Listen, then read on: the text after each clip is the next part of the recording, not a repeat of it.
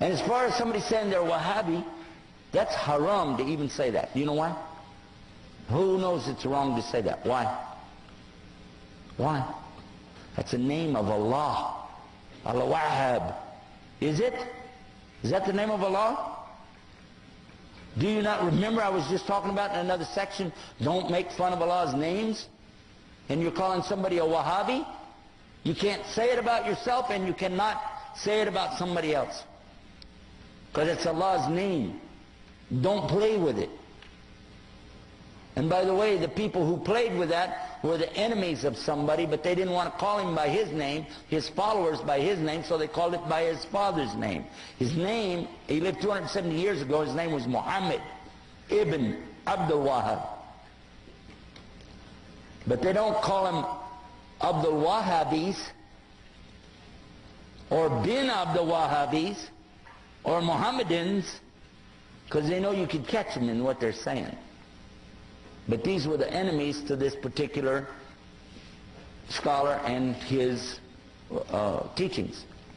What he was saying is that basically you shouldn't worship people in their graves, and you shouldn't worship the grave site, and you shouldn't build these big temples in there to go to. And his followers tore down those places in the graveyards, and they became so angry that instead of dealing with the fact, he brought the proof.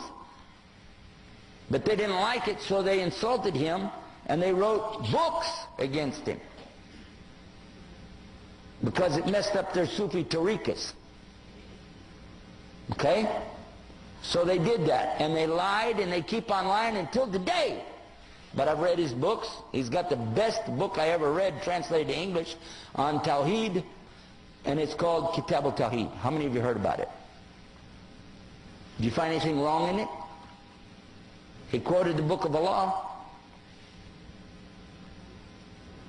And they can't argue with that, so they just said a label, Wahhabi. What really happened over 200 years ago, there was a student of knowledge who memorized the Quran when he was not even a teenager yet. He studied all of the fiqh, jurisprudence of the Hanafi. Then he began to study others, and his father, who was a scholar, told him to stop. Just stay with what we have. He said, I want to learn the others. His father almost disowned him because of it. It was very upsetting. You know, don't do that. But he wanted to learn all of it so he could understand, and he began to learn quite a bit.